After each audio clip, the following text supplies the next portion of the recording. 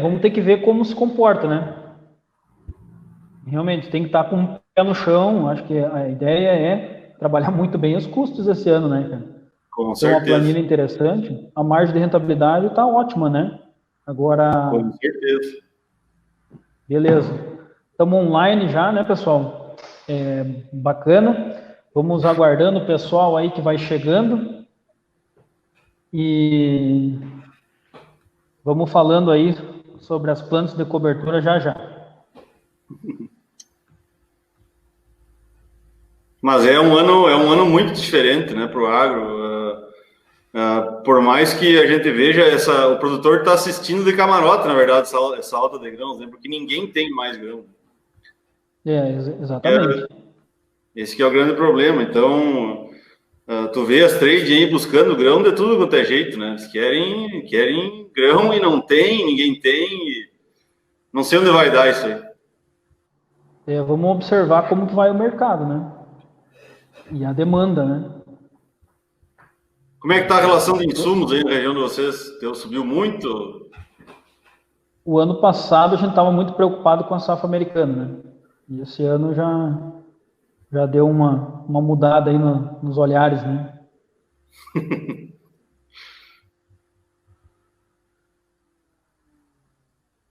O pessoal está começando a chegar aí. O Buzati já está nos acompanhando. Importante, pessoal que vai chegando aí, o Júnior, para ir colocando aí a cidade da onde fala. É importante a gente ter uma dimensão aí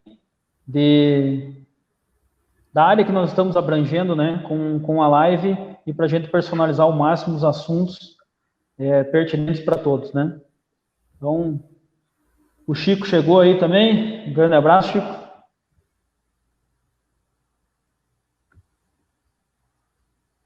Importante o assunto, né, de hoje, que vamos estar falando sobre plantas de cobertura. Vamos aguardar um pouquinho o pessoal chegar. A gente tem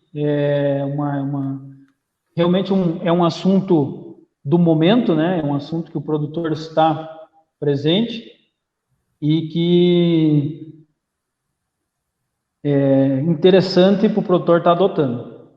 Já temos aí um pouco mais de 50 pessoas já online e o pessoal vai chegando de Tupã, Sertã, Santa Maria, Soledade, Três Passos, Espumoso, Santa Bárbara, Ijuí. Muito bacana. A gente está uma abrangência bacana, a gente sabe que tem 3 de maio aí, a gente sabe que tem o pessoal, nossos parceiros aí também, Pinhal Grande, Mafra, Santa Catarina, muito legal, Cândido Uma Godói, região bonita, né? Candelária, com certeza, temos bastante gente nos acompanhando. Vamos aguardar aí mais um minutinho, só para que a gente seja pontual com quem chegou, né, pessoal? Acho que é sempre importante a gente manter essa pontualidade. O pessoal de Tapera chegando aí, Santa Bárbara. Muito legal. Temos uma área excelente, né, que estamos acompanhando aí. Pessoal de Passo Fundo chegando. Panambi, Cachoeira do Sul. Excelente. Então, pessoal, vamos dar início aí para quem chegou dentro do horário. Os que estão chegando, sejam muito bem-vindos à nossa live sobre plantas de cobertura, cover crops, né, ou plantas de serviço, como muitos têm adotado termos diferentes, mas a ideia é a mesma, né? Então, a gente traz hoje esse tema de plantas de cobertura na prática, né, para a gente ter realmente uma troca de informações com produtores e colegas de profissão que fazem belíssimos trabalhos na sua propriedade. Pessoal, para quem ainda não me conhece, eu sou o Felipe Unhoff, sou engenheiro agrônomo, especialista em produção de plantas e diretor da Superagro Consultoria e Pesquisa Agrícola. Na Superagro a gente trabalha com foco total ao produtor, né? Utilizando da nossa pesquisa agrícola diretamente na nossa consultoria e na nossa assessoria com o produtor, um foco na rentabilidade, que é onde nós precisamos estar muito de olho. Eu trago hoje 2 convidados, 2 feras aí para trazer muito conhecimento no dia de hoje, o Maicon Kummer e o Henrique Marasca. Eu vou pedir aí que o pessoal faça uma breve apresentação de cada um e localize aonde que está. Pode começar, Maicon. Boa noite, pessoal. Maicon Kummer, sou engenheiro agrônomo, tenho MBA em gestão estratégica do agronegócio e trabalho numa propriedade rural em parceria com meu irmão, agropecuário DMK. Eu planto na região de Tapera e Espumoso. O Henrique? Bom, primeiramente, pessoal, boa noite. Muito obrigado, Felipe, pelo convite. Me chamo Henrique Marasca, sou engenheiro agrônomo, formado na Universidade Federal de Santa Maria, casualmente na mesma turma do Felipe, turma 77. Já vai fazer alguns anos, né, Felipe? Isso aí. Mas eu planto na região, eu sou produtor, trabalho também junto com meu irmão, que é uma pessoa que eu divido tudo. Nosso nome da nossa fazenda é Fazenda Corticeira, e a gente planta entre Independência e Catuípe. É um pouquinho mais a noroeste do Maicon aí, mas eu acho que é uma região bem semelhante, talvez pendendo um pouco mais para o lado do milho aqui, mas eu acho que não muda muito. Planalto, né? Com certeza. Então, a gente tem aí o pessoal de Santa Rosa chegando, Capanema, no Paraná, Condor, Cruz Alta, 2 Lajados. Então, muito obrigado, pessoal, por vocês estarem aqui nos acompanhando. Espero que essa noite seja muito proveitosa para todos. A gente se esforçou muito para trazer assuntos relevantes e realmente conhecimento, porque a nossa safra está aí e a gente precisa agregar rentabilidade para o nosso produtor. Pessoal, as plantas de cobertura estão criando cada vez mais uma dimensão importante no nosso sistema de produção. A gente traz... o SESB nos trazendo muito isso, a adoção de plantas de cobertura trouxe algumas novidades para o sistema, e a gente vem pesquisando isso ao longo dos anos.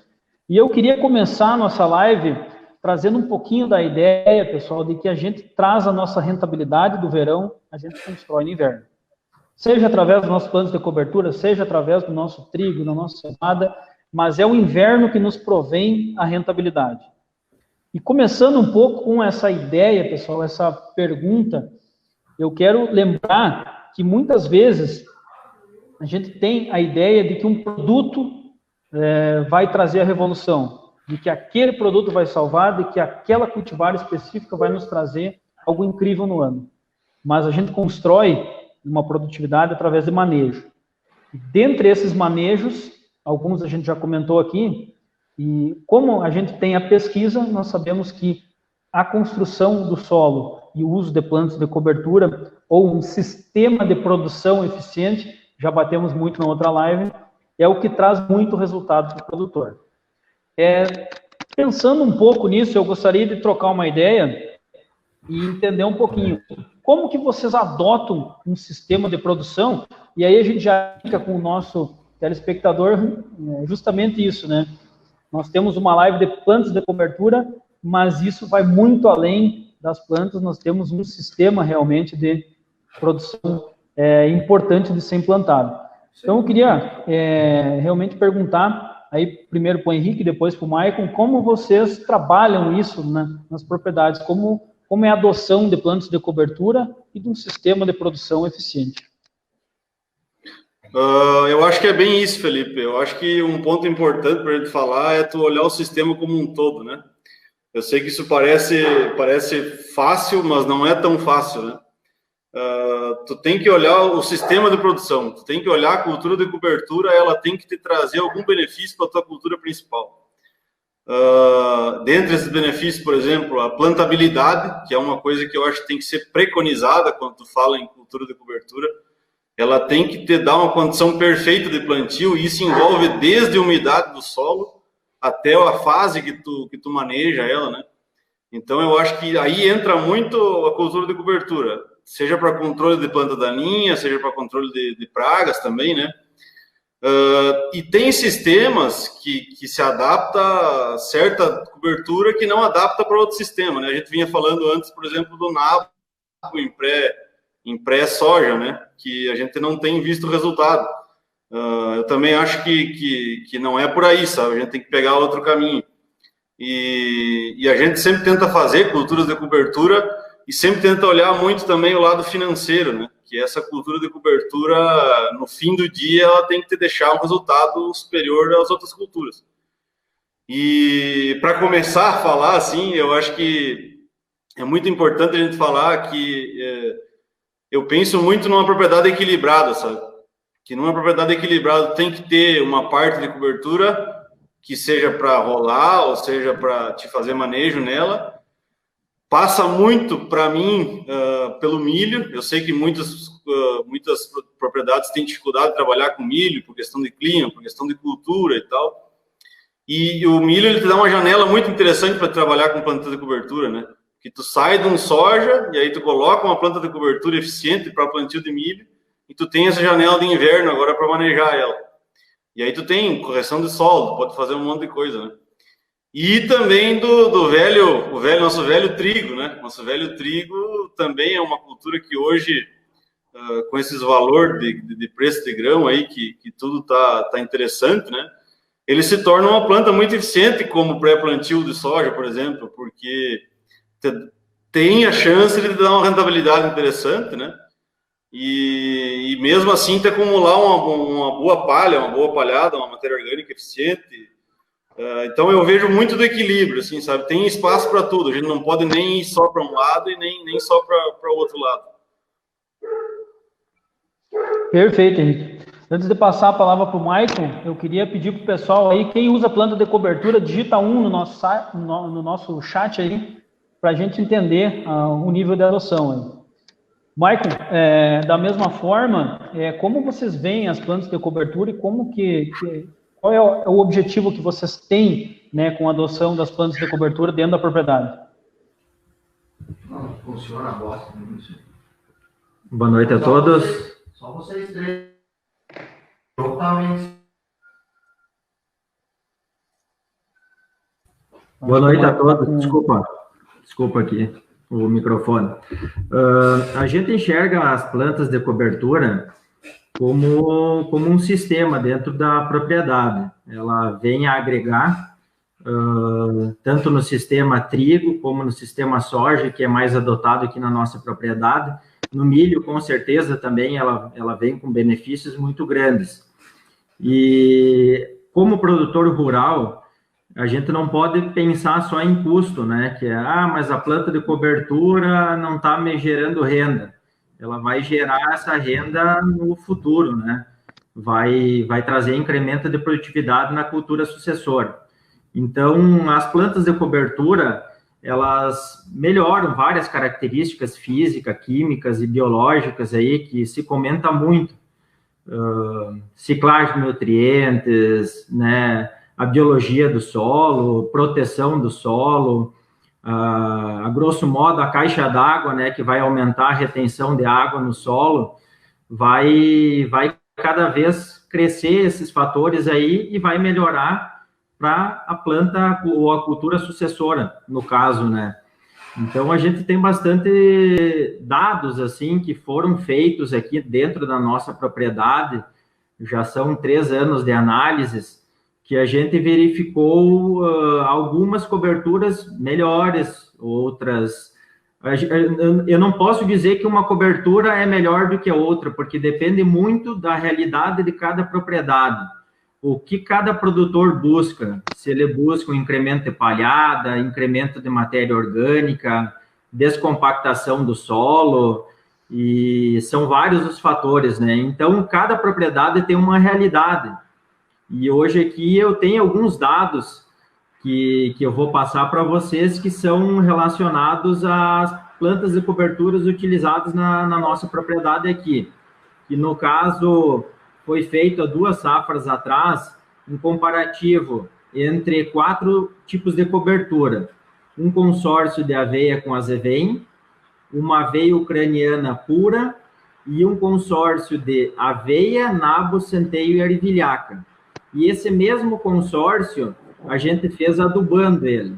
Então, eu vou pegar aqui uma planilha aqui para ler para vocês, que são muitos dados aqui, mas só para vocês terem uma ideia, onde a gente teve uma aveia mais azevém, a gente teve 5,5 toneladas de matéria seca. Foi mandado analisar, né? A gente coletou as amostras, analisamos e geramos esses resultados, assim como a quantidade de nutrientes que essas plantas ciclaram durante o ciclo da cobertura. Na aveia ucraniana, a gente chegou a 6.500. A gente teve um incremento de 1,5 tonelada de matéria seca. Já quando foi efetuado o plantio do mix com centeio, aveia, nabo e ervilhaca, a gente conseguiu 6.350 quilos, ou 6,35 toneladas de matéria seca, comparado à aveia ucraniana.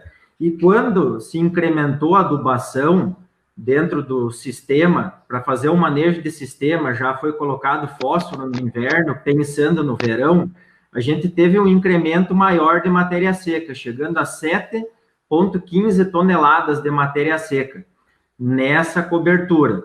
E uma disponibilidade excelente de nutrientes. Isso foi há 2 anos atrás, e baseado nesses dados, a gente verificou que os mix, eles acrescentaram mais, eles retornaram mais em ciclagem de nutrientes e em matéria seca.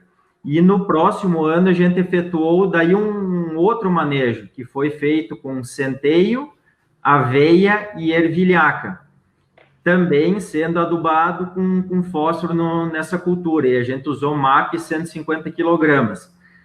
Nessa área do ano passado, eu vou passar uns dados aqui para vocês, só para você ter uma ideia, a gente chegou a uma marca de 8.350 quilogramas de matéria seca nessa área. Então, foi fantástico, assim, a produção dessa palhada. É só palhada? Não, não é palhada só.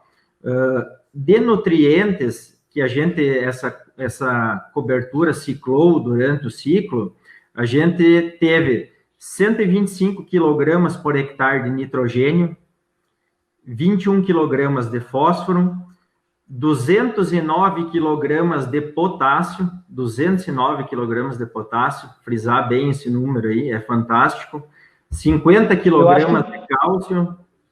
Um gancho legal para nós pegar aqui, Maico, desses teus dados, se a gente transformar isso para adubação, né? Pensem bem quantos quilos representa isso de cloreto de potássio. Então, é algo realmente muito eficiente. A gente está trazendo dados realmente que comprovam uma eficácia tremenda, né? E talvez você está adubando muito mais do que com adubos, realmente, né? Com fertilizantes que você vai lá, compra e aplica, né? Então, veja... Eu acho interessante, pessoal, porque a gente já começa a olhar bastante um lado econômico de tudo isso, né? Veja como é interessante esses resultados. Só queria pegar esse gancho aí, Maicon, porque é muito importante, né? 200 quilos de potássio é muita coisa. É muita coisa, né, Felipe? E esse potássio, lógico, ele vai, conforme vai mineralizando essa palhada, ele vai sendo liberado. Porém, o potássio, ele se libera mais rápido das plantas de cobertura. Nitrogênio também, só que depende muito da relação carbono-nitrogênio, ele pode ser consumido muito pela própria palhada para ser degradada, né? O fósforo também é liberado um pouquinho mais lento, então, cada nutriente vai ter uma relação de disponibilidade. Só que pensando nesse número de 200 quilos de potássio, isso é fantástico, assim, na minha opinião, porque se a gente for pegar a quantidade de potássio por tonelada exportada hoje ou extraída, vamos pensar assim, na extração por tonelada de soja é de aproximadamente 48 quilogramas, dados do FLOS aí. 48 quilogramas. Então, seria um potássio para 5 toneladas de soja, só provenientes de palhada, né? Então, assim como os outros nutrientes, enxofre também, 15 quilogramas por hectare, e fora os micronutrientes que também disponibiliza. Bom, eu acho que é um ponto importante, né, Maicon, que a gente tocou aqui, tanto você quanto o Henrique, é que nós temos alguns objetivos, né, que a palhada nos traz. Talvez se você buscar um equilíbrio químico, físico ou biológico do solo, talvez se você precisa realmente trabalhar uma compactação, e nós falávamos em off aqui antes, a importância do produtor saber isso, né? Não é simplesmente eu plantar uma aveia, plantar um nabo, plantar um centeio, ou fazer um mix, porque é importante eu produzir palha, né? Sim, isso é muito importante, porque vai trabalhar todos os aspectos. Mas qual é a personalização que eu preciso ter na minha área? Veja bem, se eu preciso trabalhar uma compactação, ou eu preciso trabalhar um equilíbrio químico, ou eu preciso fazer perfil de solo, muitas vezes isso não está sendo levado em conta, né? E é importante porque, de certo modo, é barato, mas também não é, né? Então, a gente vai chegar aí no momento da rentabilidade da nossa live, mas o produtor precisa fazer o certo, na hora certa, né? Eu acho que não existe nenhuma receita de bolo, né? Tu tem um mix ou alguma coisa que sirva para tudo, né? Acho que vai muito do planejamento do produtor, né? Qual é a cultura sucessora à cobertura? Quando eu vou plantar essa cobertura? Que equipamento eu tenho para trabalhar essa cobertura? Preciso adubar essa cobertura? Preciso valor de correção? Preciso corrigir meu solo? Qual é o ponto de matéria seca que eu preciso chegar para que não me atrapalhe a plantabilidade, né? Eu foco muito nessa palavra plantabilidade, porque eu acho que ela é um dos maiores benefícios, assim, além de toda essa parte que o Maicon falou. Eu foco bastante em minha decisão de cultura de cobertura na plantabilidade. Por exemplo, a gente tem áreas irrigadas de milho, né?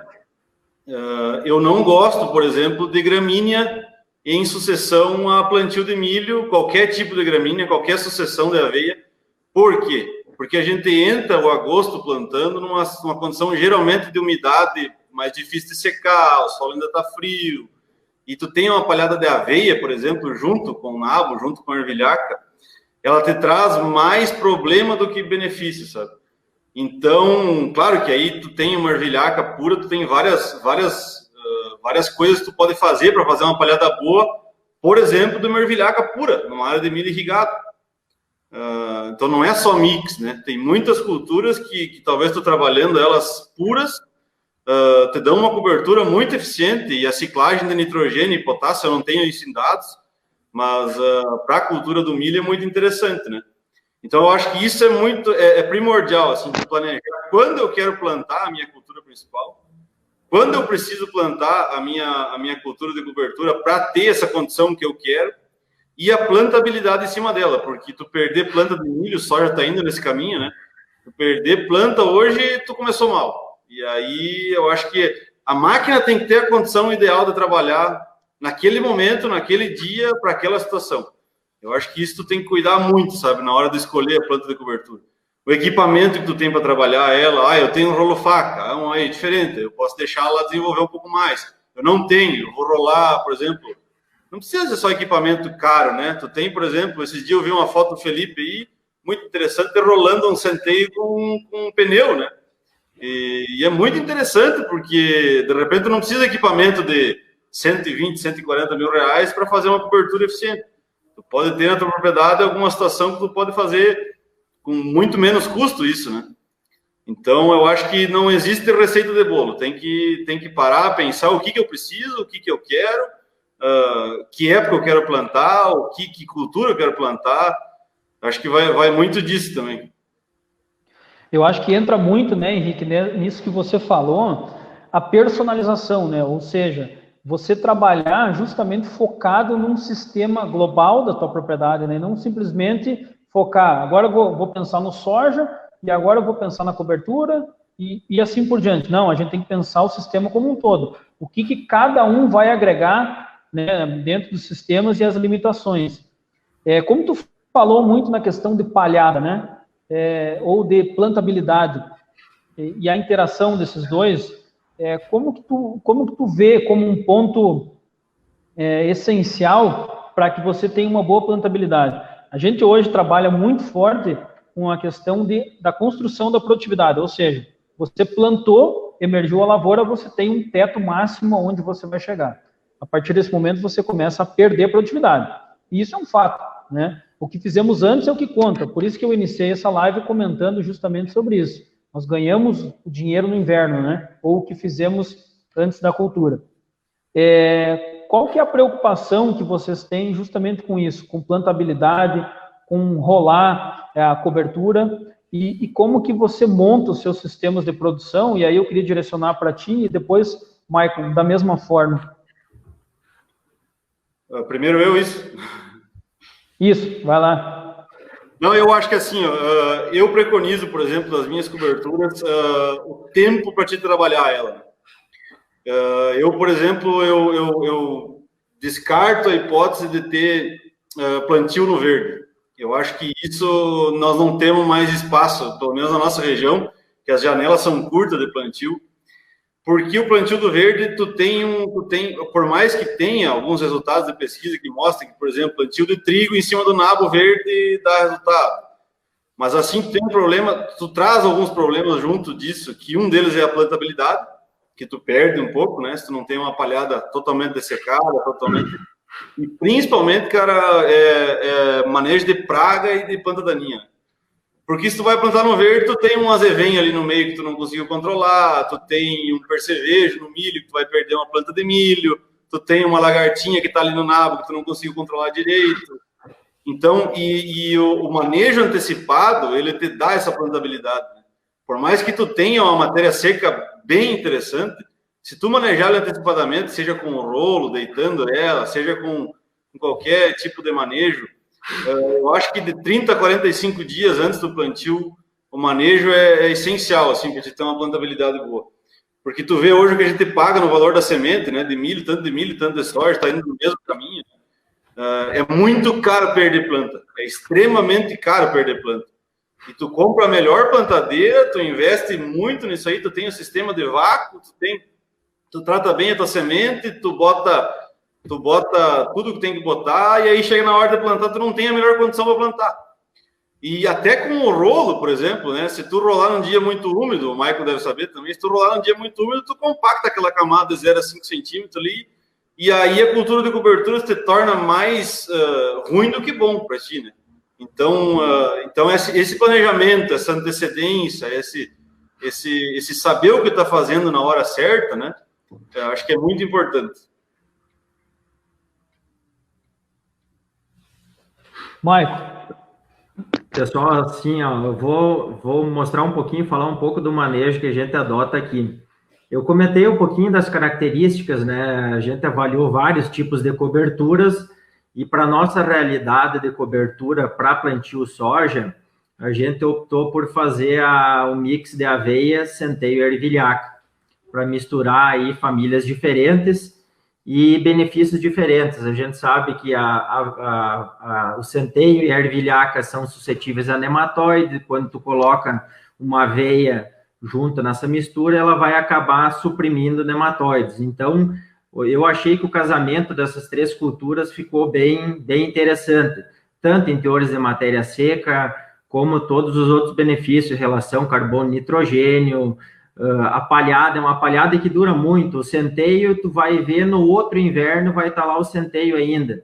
Então, tu tem uma cobertura excelente da superfície do solo contra a erosão, né? Contra trombas de água, chuva excessiva.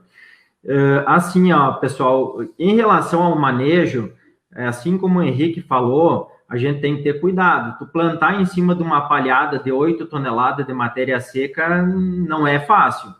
Então, se tu não planejar bem, de acordo com as tuas condições, o teu equipamento, tu vai patinar, tu vai sofrer. Então, o que a gente tem feito? A gente tem feito a dessecação antecipada dessas culturas, principalmente das gramíneas que tem mais lignina e hemicelulose, que acabam demorando mais para degradar essa palhada, né, que dificulta mais o plantio.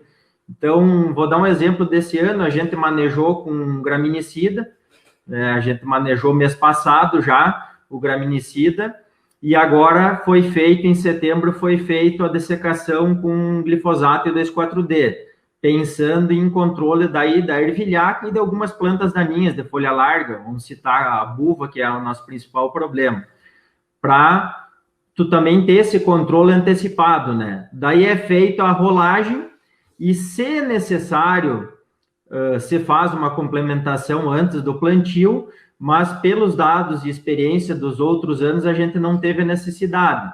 Tanto que ano passado eu cito que uma área que foi feito esse manejo, a gente fez a segunda dessecação na área e contando que ia conseguir plantar. E como todo mundo sabe, outubro, final de outubro, início de novembro foi chuvoso, eu consegui plantar essa área só dia 20 de novembro, 30 dias após a dessecação, né? E 40 dias após a rolagem.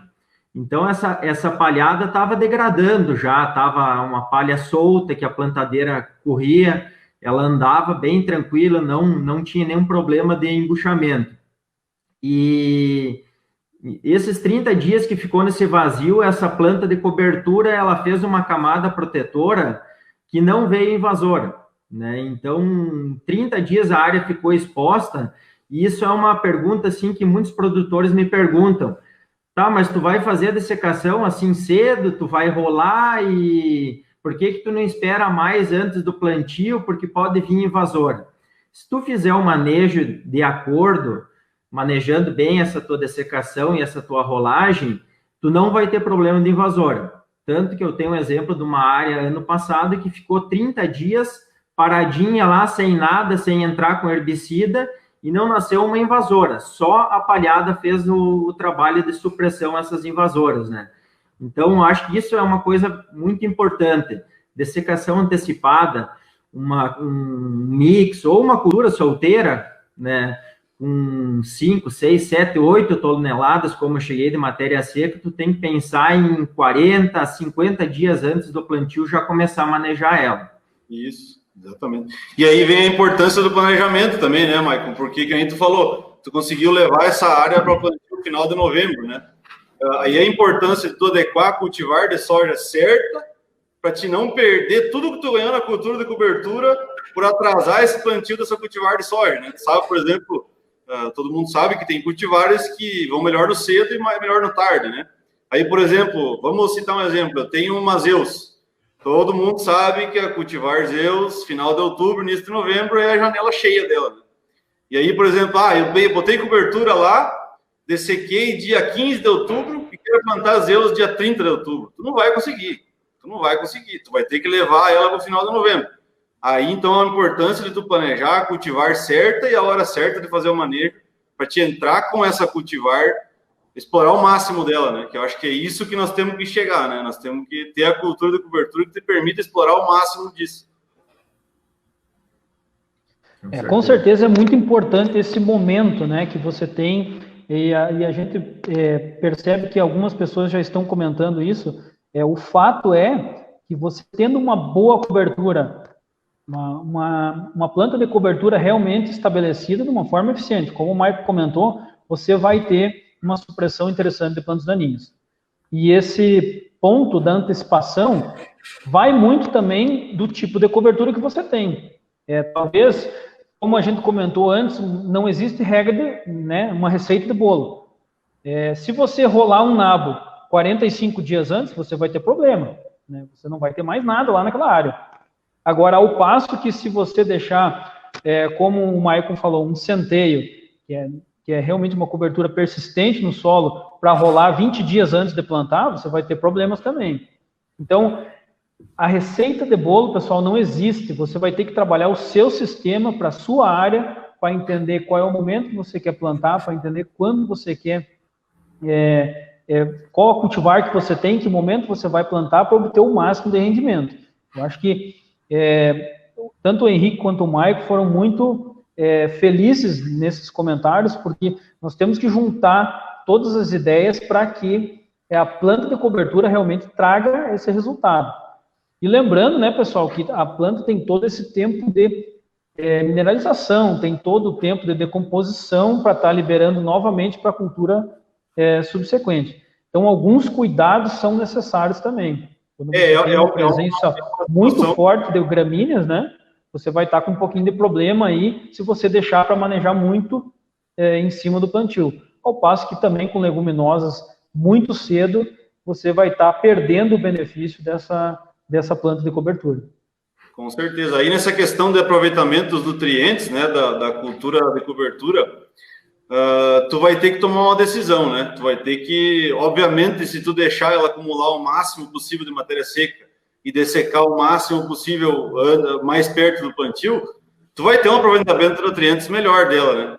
Mas aí tu perde em toda esse outro lado, que é o controle de plantas daninhas, que é o controle de insetos, que tem muita lagarta, tem muito percevejo. Então, por exemplo, se eu tenho uma ervilhaca para entrar com milho, obviamente o máximo de acúmulo de nitrogênio dela vai ser de se dessecar 2 dias antes de plantar, ou no dia de plantar. Mas eu perco em todo esse outro lado, que eu perco, por exemplo, se eu perder 5 mil plantas de milho por hectare, esse nitrogênio que eu ia ganhar já compensou, sabe? Então, eu acho que vai muito disso aí também. Tu tem que tomar algumas escolhas de perde e ganha, onde tu ganha mais e aí tu tem que tomar algumas atitudes, né? Sim. Eu acho que uma coisa importante que vocês comentaram também agora é realmente sobre plantas daninhas, né? Eu acredito que dentro desse contexto todo, cada região tem a sua planta daninha mais complicada um pouco, mas o manejo realmente de plantas de cobertura traz benefícios imensos quando você pensa em plantas daninhas, né? Tanto em rabo de burro, principalmente na nossa região, nós temos muito problema, como buva, dependendo também o local, e entre outras plantas daninhas também. Acho que o Mike comentou muito isso, né, Mike? Como que vocês veem o sistema de produção trabalhando a favor de uma dessecação cultural, né? Hoje uma dessecação basicamente está custando R$200 em áreas que é problema, né?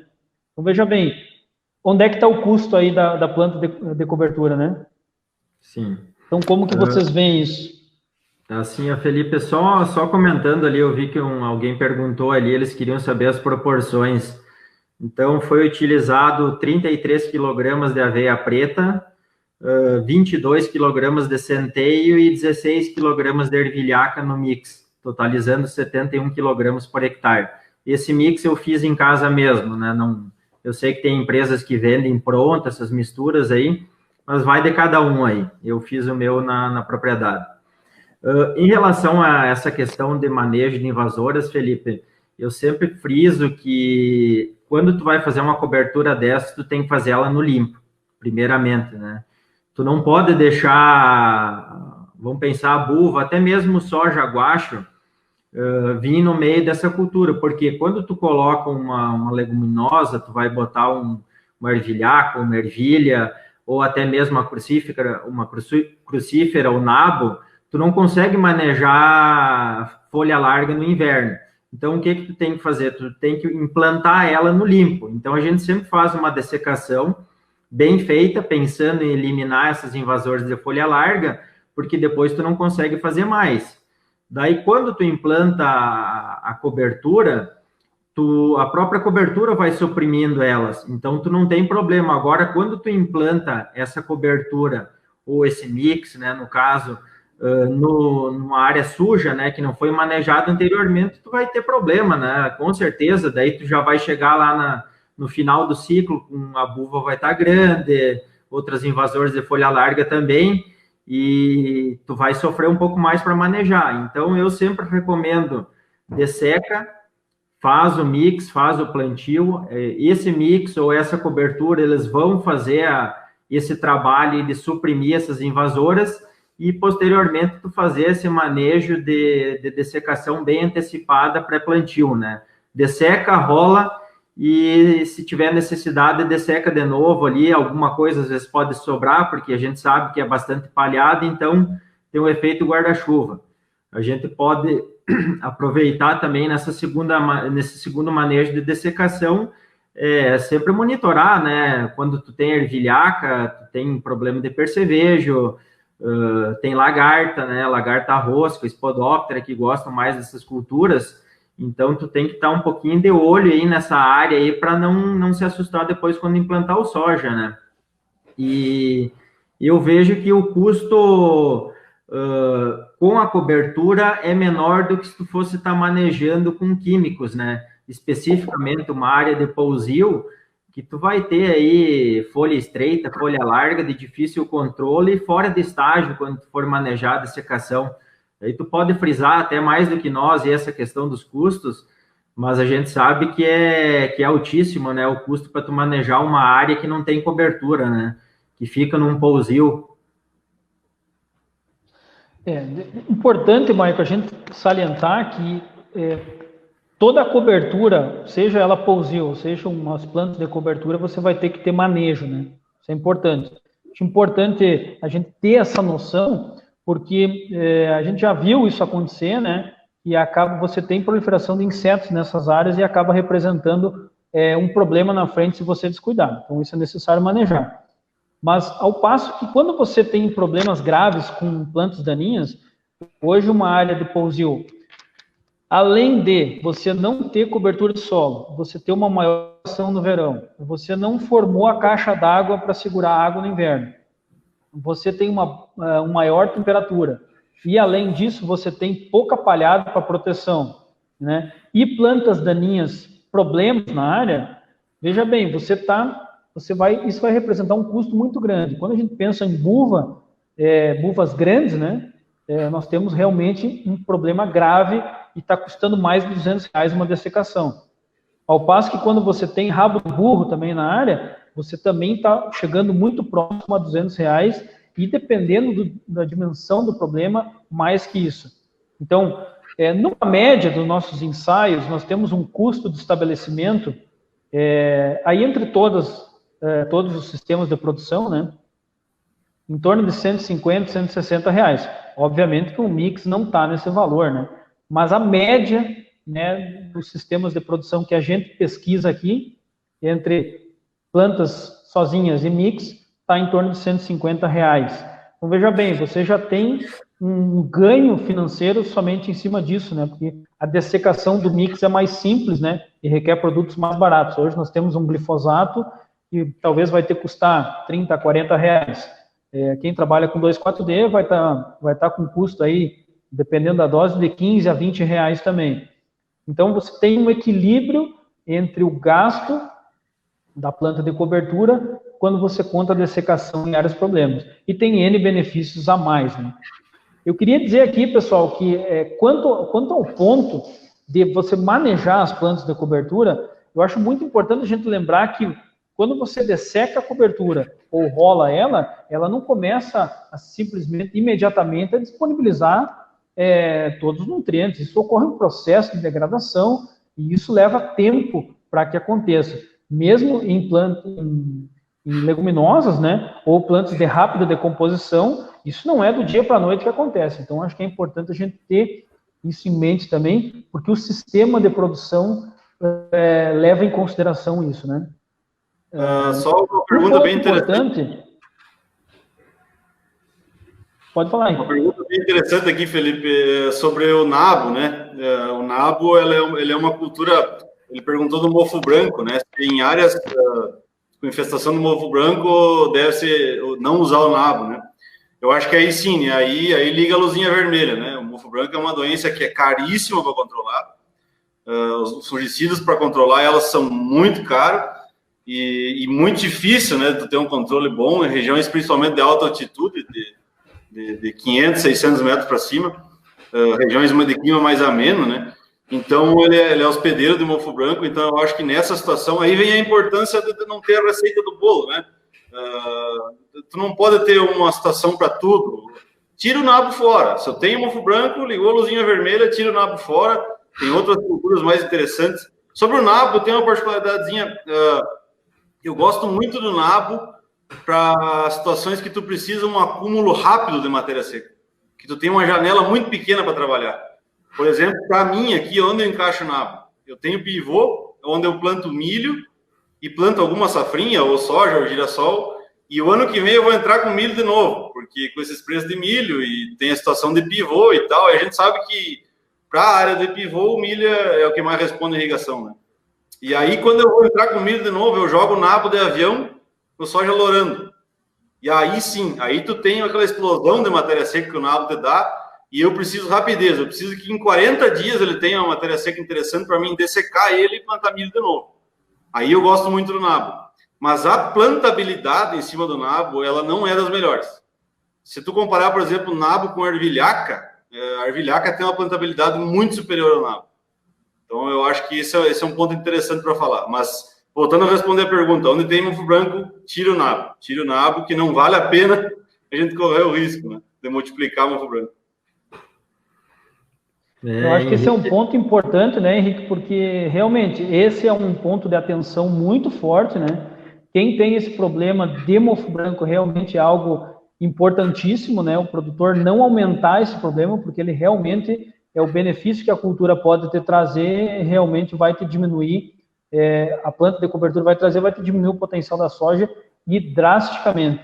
Então, manejos realmente que nós temos para isso, talvez a planta de cobertura, para quem tem mofo branco presente na área, é ainda mais importante formar um colchão de palha, mas realmente plantas de cobertura que não favoreçam a proliferação do mofo branco, né?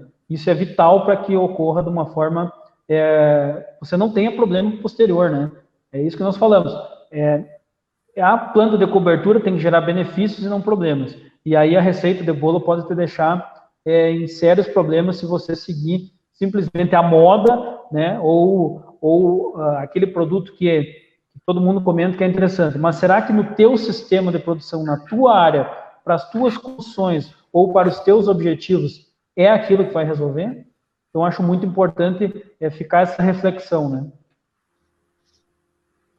Complementando aí, Felipe, em relação a nabo, eu utilizava o nabo junto no consórcio, e como a região do espumoso começou a aparecer um mofo branco, eu acabei retirando ele.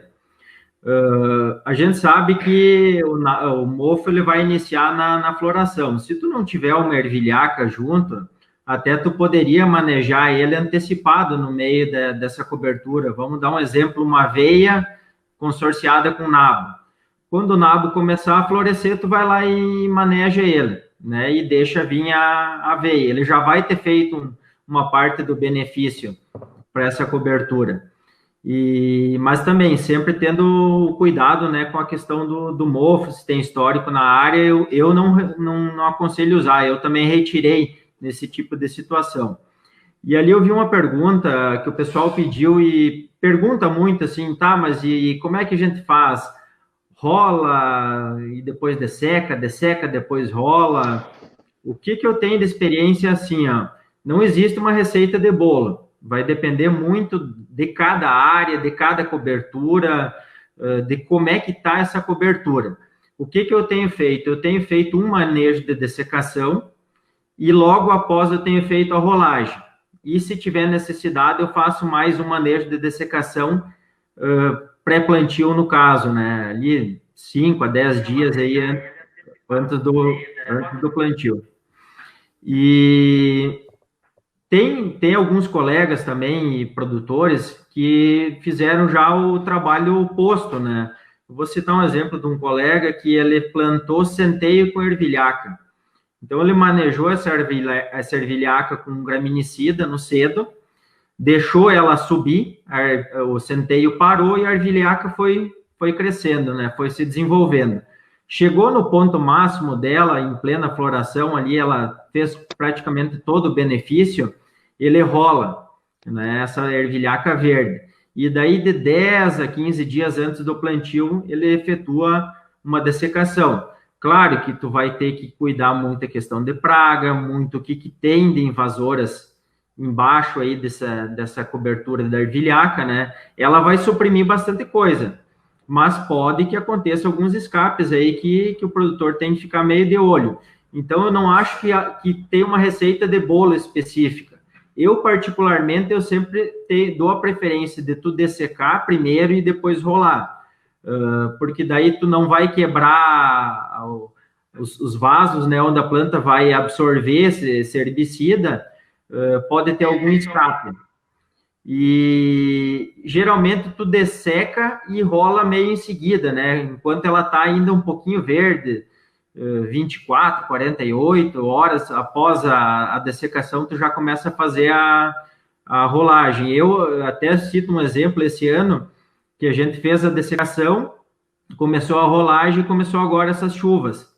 E freou, né? Não conseguimos terminar e ficou uma quantia para trás. E já não fica a mesma coisa, né? Nessa rolada aí. Então, se puder dessecar e rolar, logo na sequência, eu acho que tem um resultado melhor aí. Eu acho que importante também, Maicon, para a gente lembrar, é muito o equipamento que cada um tem, né? Muitas vezes nós temos uma cobertura que tem 2 metros de altura, e aí realmente é um pouco difícil de você dessecar e depois, dependendo do equipamento que você tem, de rolar. Mas é importante observar isso, né? Talvez, como muitos nos acompanharam nas redes sociais, aí a gente colocou um pouco do nosso manejo, da nossa área experimental, a gente acabou fazendo aí, como o Henrique falou, talvez não precisa equipamentos absurdos, né, ou muito caros, mas você tem que ter a vontade de fazer bem certo. O que a gente viabilizou foi através de pneu, né, e nós tivemos uma excelente rolagem. Então no nosso caso, nós tivemos que rolar e depois dessecar. Por quê? Porque eu estou com um centeio de 2 metros de altura. E aí, realmente, o meu equipamento não permite você fazer algo de qualidade, né? Então, também, eu acho que a palavra da nossa live hoje é que não existe receita de bolo, né? E se todo mundo que aqui está nos ouvindo hoje levar isso para casa, eu acho que nós saímos daqui com a nossa missão cumprida, com certeza, aí dentro da nossa live. Eu acho que Henrique, como é que vocês manejam aí? Acho que é muito importante, por exemplo, tu imaginar o cenário, né? Eu volto nessa frase porque quando tu planta uma cultura de cobertura, tu tem que mais ou menos saber o que tu vai fazer com ela. Não adianta tu plantar. Primeira coisa, a semente da cultura que eu tenho, a semente da cobertura que eu tenho, é uma semente de qualidade. Eu fiz teste de germinação nela. Não adianta tu atirar uma aveia ali, não adianta tu atirar uma ervilhaca ali, não adianta tu plantar resíduo, por exemplo. Eu vejo muita gente fazer isso aqui, sabe? E aí tu fica com aquela cobertura ali com 2 pés de nau por metro, vira aqueles batatão, como a gente diz, né? E um pezinho de aveia aqui, outro pezinho de aveia ali. Primeira coisa, vai fazer cobertura, faz bem feito. Testa a semente, coloca uma densidade de semente boa, planta bem com uma plantadeira, ou com sobressemeadura, que eu acho que é uma coisa que vai crescer muito, que cada vez mais a gente vai ter menos janela para trabalhar. Eu acho que isso é uma realidade na minha região. Isso já é muito por causa dessa questão do milho e soja safrinha, ou de girassol safrinha, ou de milho safrinha. A gente tem uma janela curta para trabalhar. E, por exemplo, o soja está pintando a folha de amarelo sobre a semeadura. Avião, autopropelido, que tu consiga entrar. Entra com nabo, entra com ervilhaca. Já fiz as duas culturas em sobre semeadura, funciona muito bem. E aí depois tu está colhendo a soja, tá aquele nabinho ali embaixo. Eu acho espetacular, sabe, para quem tem janela curta para trabalhar. Então, eu acho que se vai fazer, faz com qualidade, né? Faz uma cobertura que tu tenha o controle sobre ela, que tu saiba como matar ela também. Não adianta tu plantar, por exemplo, uma planta...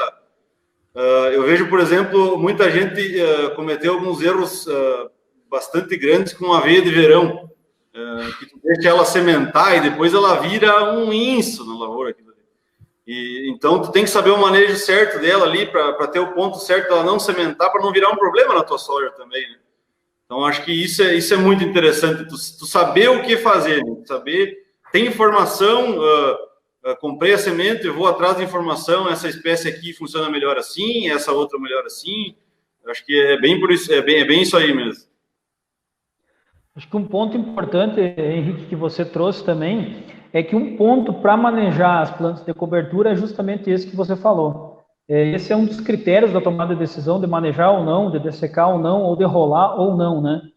É a formação de sementes, porque você não pode ter, posteriormente, né, uma infestação gigantesca para a próxima cultura, né? Então, você vai ter que manejar isso antes que ela vire um problema para a próxima cultura.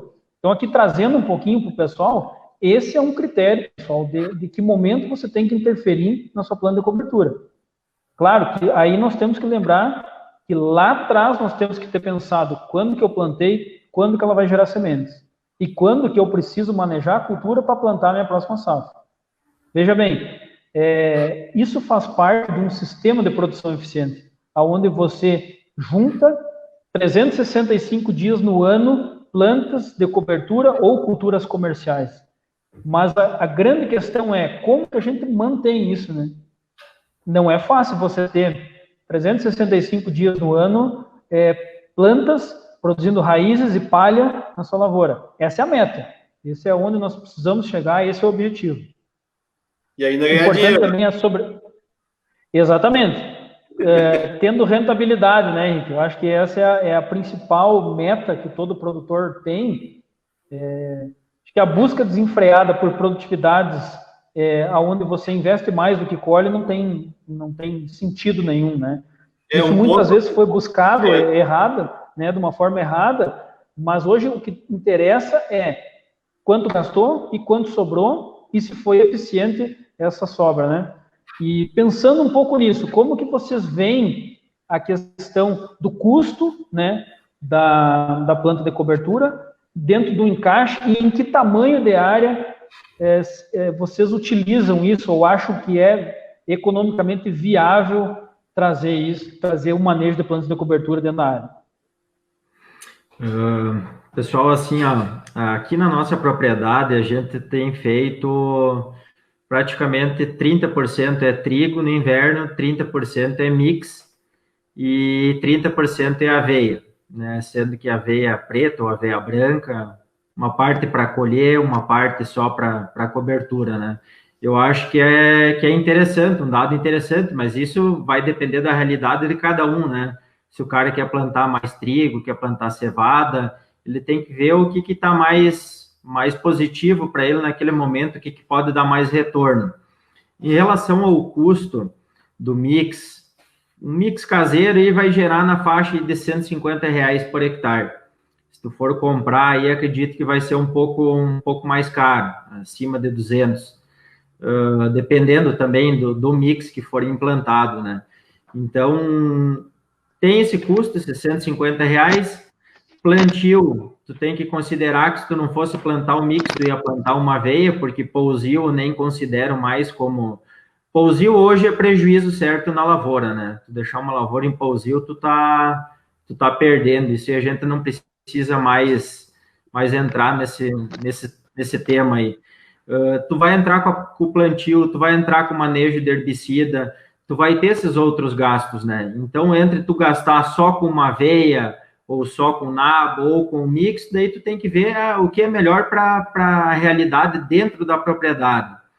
E, com certeza, tu vai ter uma economia no uso de herbicidas, pré-plantio de soja. Essas áreas que eu tenho feito mix aí, como você mesmo falou, tu tá trabalhando aí praticamente glifosato, 2,4-D, até então o paraquat, né? Agora a gente não vai mais poder. Então, todos os produtos de baixo valor, né, e ficando umas áreas top, sem competição inicial, que tu não tem aquela área que tu vai entrar já com soja em V1, V2, tu já tem que estar manejando herbicida. Não, é uma área que tu vai entrar tranquilamente ali no seu V3, V4, sem ter aquela pressa ali, que geralmente acontece onde tu não tem um manejo bem feito, né? Então, eu vejo bem, com bons olhos, né, essas misturas aí. Eu acho que também uma coisa que a gente pode frisar aí no plantio, assim, não vai te aumentar um custo muito alto tu fazer uma rolagem, ou mesmo que nem tu usou lá num sistema lá com pneus, né? Então, isso não é um custo muito elevado, se a gente for considerar dentro do sistema, né? Eu acho que o próprio rolo-faca, ou até mesmo um pneu, de acordo com a realidade de cada propriedade, aí ninguém vai dizer o que é certo e o que é errado, aí cada um tem que analisar dentro de acordo da sua necessidade e da sua propriedade. Mas isso é um custo baixo, né? É uma operação que rende, que não tem dispêndio de óleo diesel aí, que a gente não vai estar gastando muito aí no caso. Aqui uma pergunta aqui do Rodrigo, que eu acho que eu uso bastante ervilhaca, então eu consigo responder para ele. Sobre ervilhaca no mix é considerado folha larga? Sim. E o controle com glifosato é suficiente para o controle dela? Não, Rodrigo. Tu tem que usar um herbicida hormonal, principalmente 2,4-D nesse caso, porque a ervilhaca geralmente ela tem uma folha bastante pilosa. Depende muito da espécie que tu usa, mas geralmente é a vícia pilosa, que ela tem a folha bastante pilosa, é bem difícil controlar ela.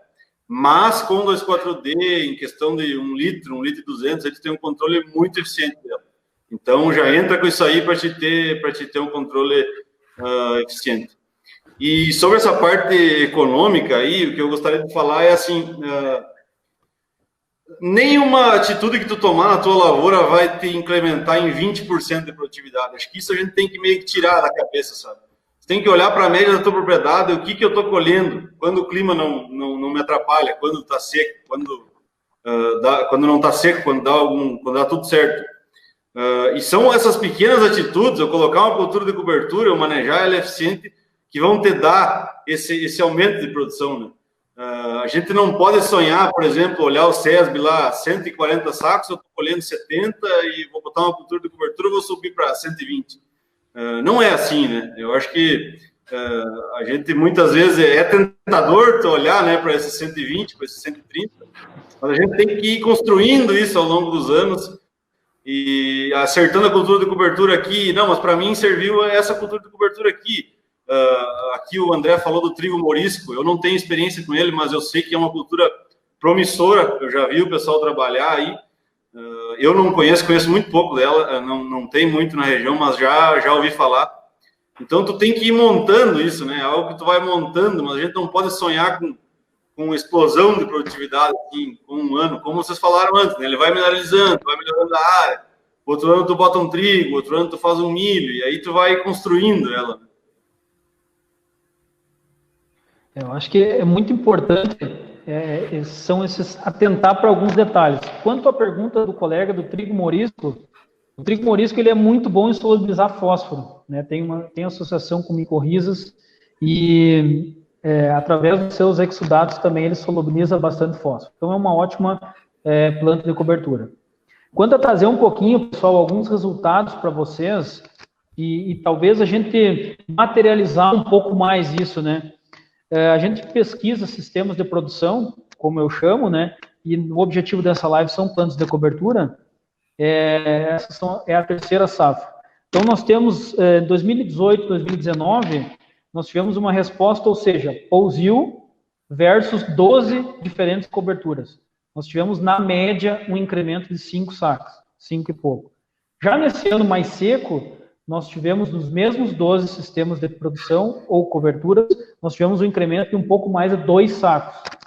Então, veja bem, quando você pensa num soja a R$130, mais de 2 sacos, isso tirando o custo da cobertura, né, pessoal? Isso é em relação a Pousio, menos o custo que foi feito com a planta de cobertura, sobrou nesses ensaios, esses valores que eu comentei com vocês.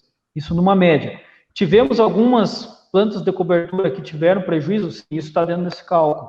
Então, em alguns momentos, nós tivemos um pouco mais, momentos em que foi muito mais rentável, mas também nós tivemos alguns que tiveram prejuízo. Por exemplo, quando você estabeleceu somente uma planta de cobertura com somente nabo, onde você, nesse ano, precisou de uma cobertura eficiente, em que diminuísse a evaporação do solo, em que diminuísse a temperatura do solo, nós tivemos um efeito contrário, nós perdemos produtividade. Então, esses pequenos detalhes que nós precisamos nos atentar. Personalizar muito bem a planta de cobertura que você vai usar para aquele objetivo, né?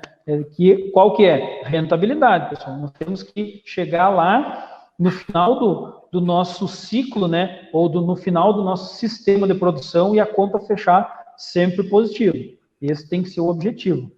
E com certeza nós temos muitos ganhos fazendo de uma forma eficiente a nossa planta de cobertura. Pessoal, nós vamos começar passando para uma segunda fase. Agora nós vamos começar a responder algumas perguntas.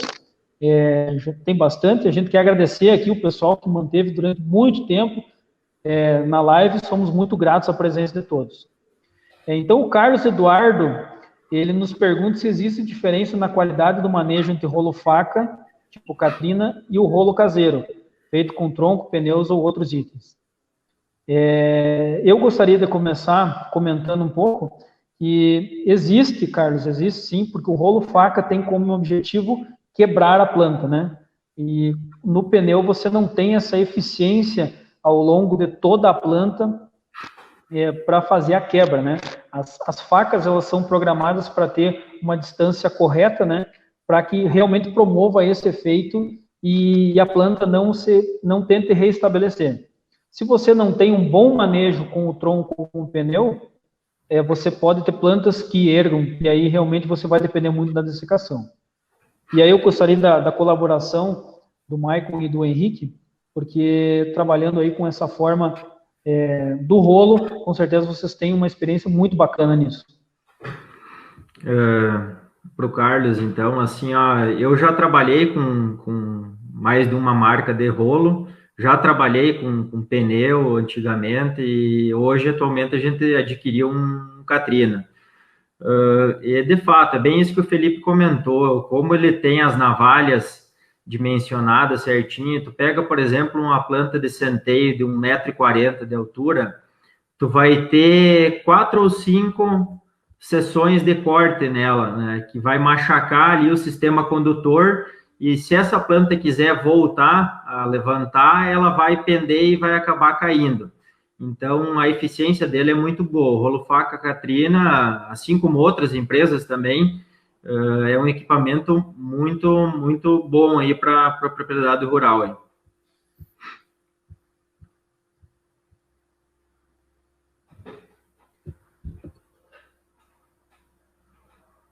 Aí. O Eduardo Angel, como os colegas veem a canola no sistema para a nossa região? Henrique. Eu acho que é uma boa opção, aí mais como cultura comercial, né? Ela tem um valor agregado interessante, ela é muito baseada no valor da soja, né? Então agora ela tá bem interessante para quem plantou, e se a geada não pegou, obviamente, né? Mas assim, o cuidado com a canola, tu tem que aquela questão do perde e ganha, né? Tu vai perder produção de soja, potencial de produção de soja por usar a canola no inverno. Isso é um fato. Tanto que a gente recomenda, o pessoal da área técnica recomenda 40, 60 dias, dependendo do regime de chuva, né? Entre a colheita da canola e a entrada da soja, para tu não ter a alelopatia, né? Tu tem exudatos radiculares da canola que prejudicam o desenvolvimento da soja. E aí isso dificulta muito o manejo dela, né? Mas como cultura comercial de saída de inverno, eu acho interessante. Só que tu tem que saber que tu vai perder um pouquinho de produção de soja. Agora, se isso cabe no bolso, aí tem que avaliar, né? Mas é uma cultura interessante economicamente, um manejo interessante também. Só tem essa questão aí de ter que atrasar um pouquinho o plantio da soja. Na área que vai ela, é aquela questão do planejamento, né? Quando tu planta a canola, tu sabe que é o teu último soja, provavelmente, que vai ser plantado. Então aí já dificulta um pouquinho, mas é uma opção, com certeza é uma opção. Com certeza isso entra dentro da programação do Sistema Geral de Produção, né? É importante cada um entender se cabe ou não cabe dentro do seu planejamento e do seu bolso, né? O Eduardo de Bortoli, Maicon e Henrique, o sentido de rolagem tem influenciado na qualidade de semeadura de vocês? Eu posso responder essa para o meu colega Eduardo. Eu acho que sim, Eduardo. A gente tem procurado fazer aqui na nossa propriedade no sentido de plantio, né? não atravessando o plantio. Então, a gente mais ou menos já faz a rolagem no sentido que vai plantar.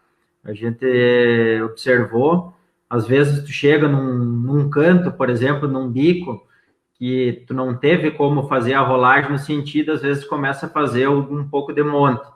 Então, tu perde em plantabilidade. E eu tenho buscado fazer sempre no sentido de plantio.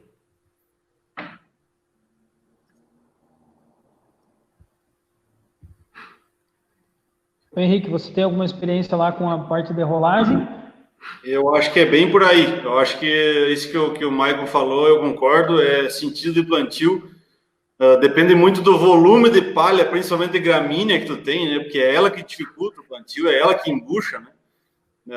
Eu acho que no sentido do plantio, realmente, aí também envolve planejamento, né? Tu não pode ir com o trator para a lavoura para rolar sem tu saber mais ou menos como tu vai esquadrejar a área para plantar, né? Então, acho que isso é importante, mas eu acho que sim. Eu não sei, Eduardo, tipo, plantabilidade, desde que não embuche, eu não vi diferença, mas com certeza no sentido embucha menos. Assim, plantabilidade, sentido de abertura do sulco e tal, isso eu nunca testei, assim, mas eu acho que com certeza na parte de bucha ajuda muito fazendo sentido do plantio.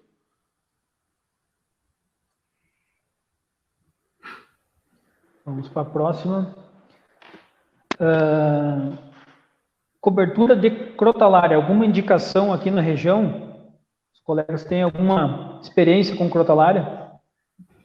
Bom, Felipe, a experiência que eu tenho é vivência de centro-oeste, assim, de tios que produzem lá, né? Ela não é uma cultura aqui para nossa região porque ela não tolera frio, né?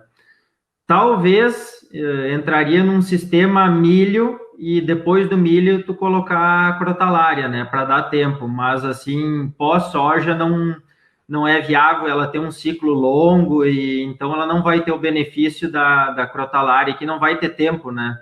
A geada vai acabar pegando ela. Acaba concorrendo aí com as plantas de verão, né? Uhum. É bem isso aí. Vamos ver mais uma pergunta aqui. Sobre o plantio de cobertura de inverno, qual a melhor opção? A lanço na soja amarelada ou plantio na resteira da soja?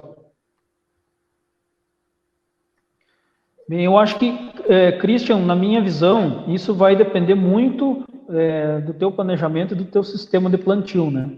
Obviamente que quanto mais você consegue antecipar e você ter sempre plantas verdes ou sempre ter raiz, vai ser mais eficiente. Agora, o ponto é o operacional ou o teu caixa, né? Antes a gente comentou justamente sobre isso, principalmente o Henrique, né? Qual que é a tua visão a respeito disso, já que você adota esse sistema, né? Olha, eu acho que tem várias opções assim que tu consegue fazer sobre a semeadura. Eu vejo com muito bons olhos, assim, sabe? Principalmente onde tu não tem muita janela para cultura de cobertura, que eu comentei aquele fato de eu sair da safrinha, por exemplo, da soja safrinha, que eu colho em maio e eu preciso entrar com milho de novo em agosto. Aí ela me serve muito bem, porque eu consigo entrar na soja lourando e consigo ter uma massa boa quando eu for semear, né? Agora, se tu tem janela, se tu tem tempo para trabalhar, né? Aí eu acredito que o plantio com a semeadeira seja de mais qualidade, né? Se vai fazer sobre a semeadura, a dica que eu dou é faça com qualidade, faça assim, tenta cuidar das faixas de distribuição, principalmente em avião, né? Que às vezes os pilotos são meio gostam de fazer picadão, né? Cuida a faixa, cuida a distribuição, cuida a semente, qualidade de semente.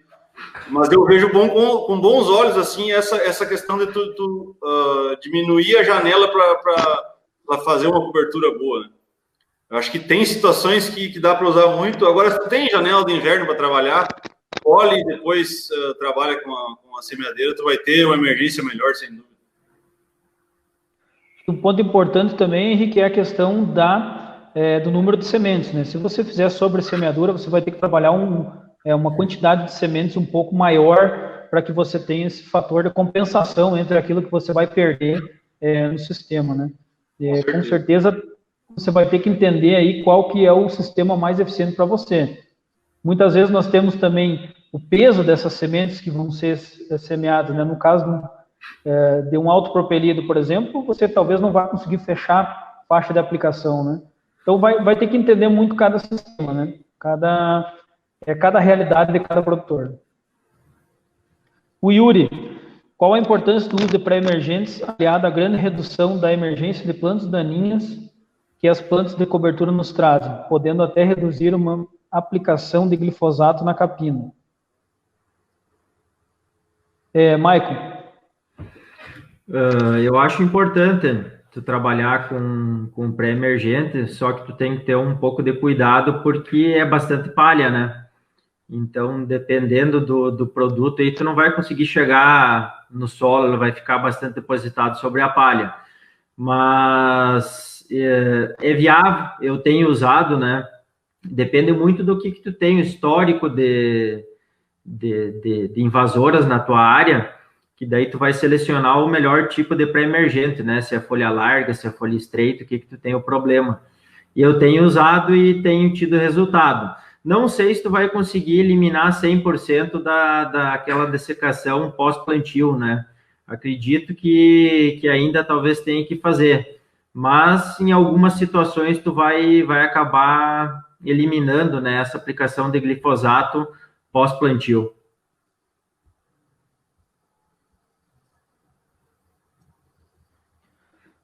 O Edilar Paulata. Tendo uma área não compactada e tendo uma boa palha, qual a melhor opção? Usar sulcador ou disco duplo no adubo? Aí nós entramos numa discussão da vida, né? Isso é bem complexo, daria uma live, acho que de umas 3 horas só para falar disso, né? Inclusive em casa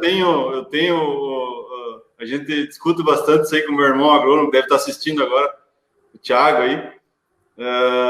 Ele sonha um dia não precisar de usar sulcador, né? Só que nós estamos numa região de 65% a 74% de argila nas nossas áreas.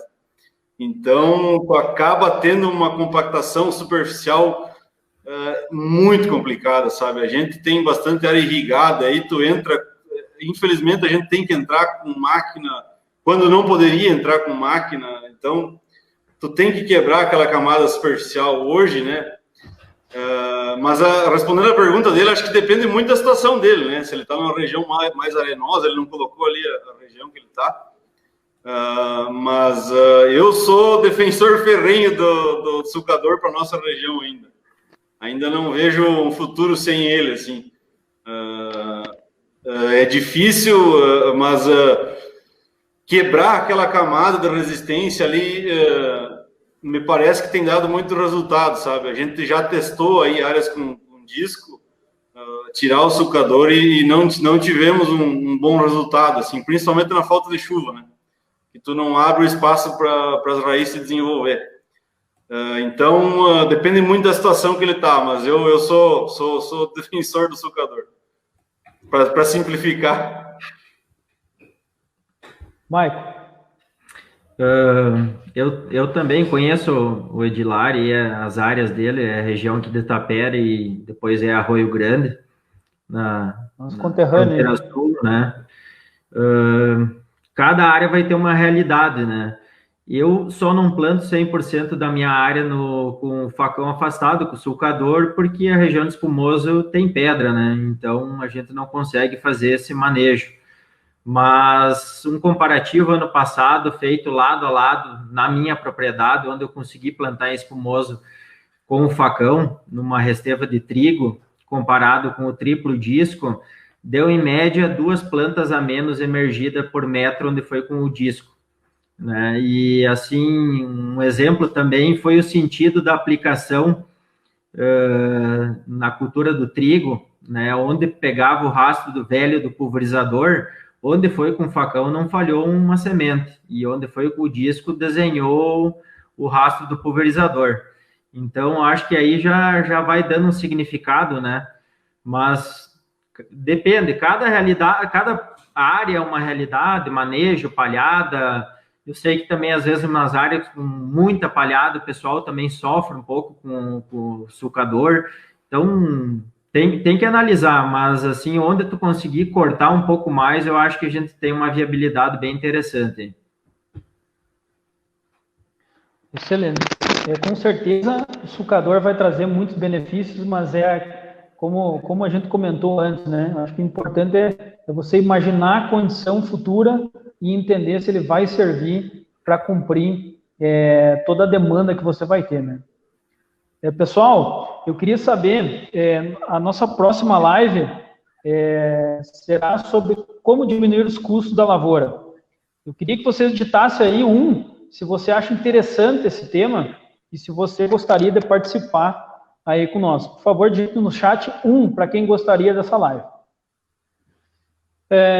Pessoal, adiantando, nós temos aqui várias perguntas ainda, nós vamos responder algumas ainda agora. E consórcio milho braquiária, já experimentaram aqui na região? Alguém já testou esse sistema? Não tenho experiência. Sei que é uma prática muito recorrente no Centro-Oeste, mas eu não confesso que não tenho experiência. Até porque o milho safrinha, ele deve estar se referindo a milho safrinha, provavelmente, né? O milho safrinha aqui para nós, a gente testou, até o Felipe acompanhou, a Zara mandava foto no grupo dos agrônomos lá. A gente fez uma área para testar de milho e milho safra e milho safrinha, e financeiramente ela não foi uma opção ruim, mas a parte de manejo é bem complexa, sabe, porque tu tem uma plantabilidade do milho que é menos planta por hectare, né, tu não pode falhar muito, mais difícil na resteva do próprio milho.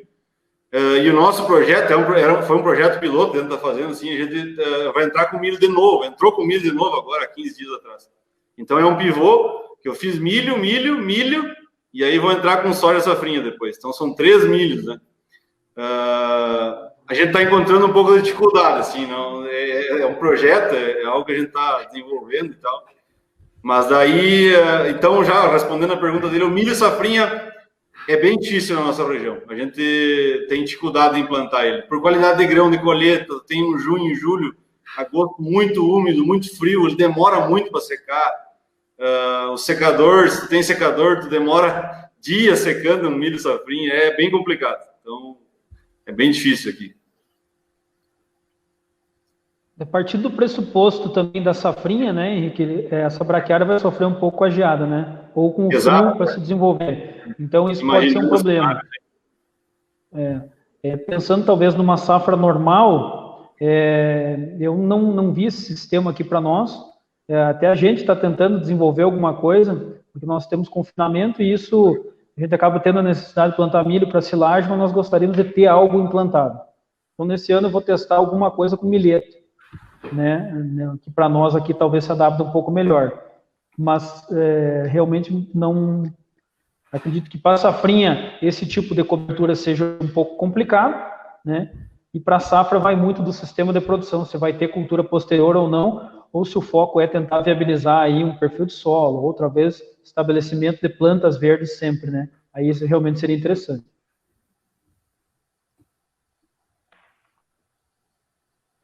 Pessoal, nós estamos chegando aí nos nossos finalmente aí da nossa live.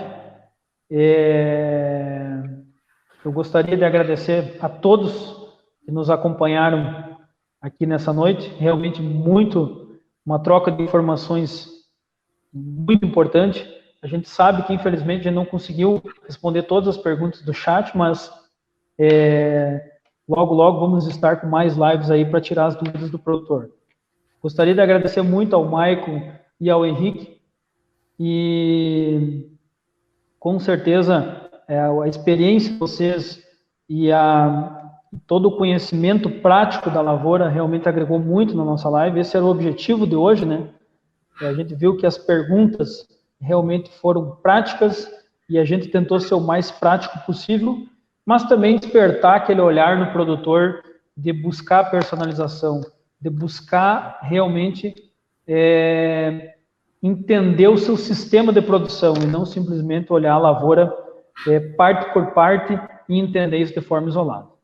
Então, eu queria agradecer muito a todos que nos acompanharam, agradecer ao Maico, agradecer ao Henrique. Peço aí que cada um deixe algumas palavras aí que julgue importante.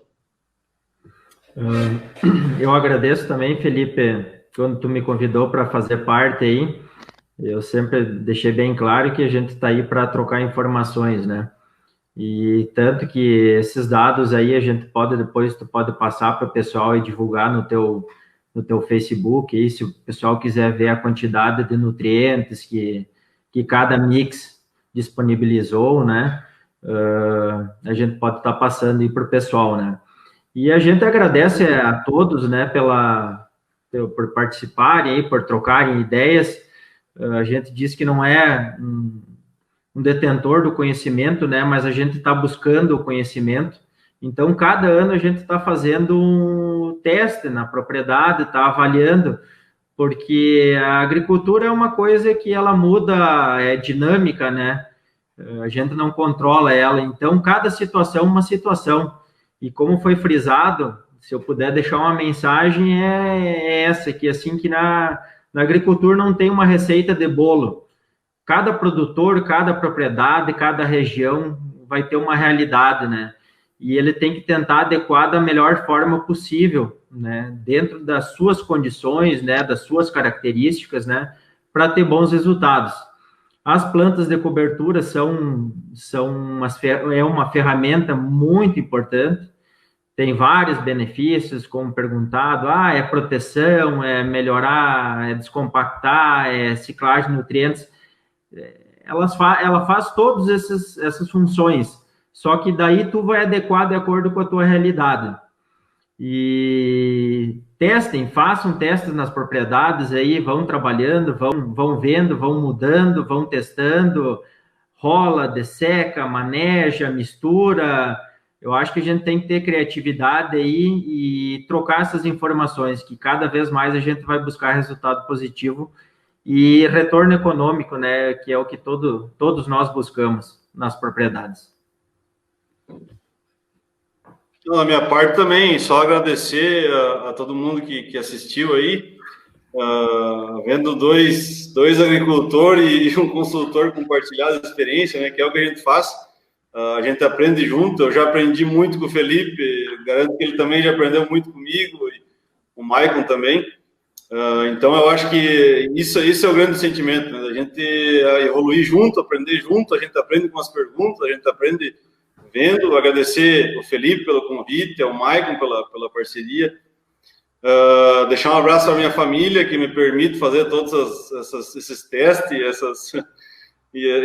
o que dá certo, o que não dá, a propriedade, e um abraço para essa linha de frente aí, ó, que todo mundo que está vendo essa live aí também é linha de frente do Covid, viu? A gente acorda todo dia, ninguém aqui deixou de trabalhar, todo mundo foi para a luta para botar alimento na mesa desse Brasilzão aí.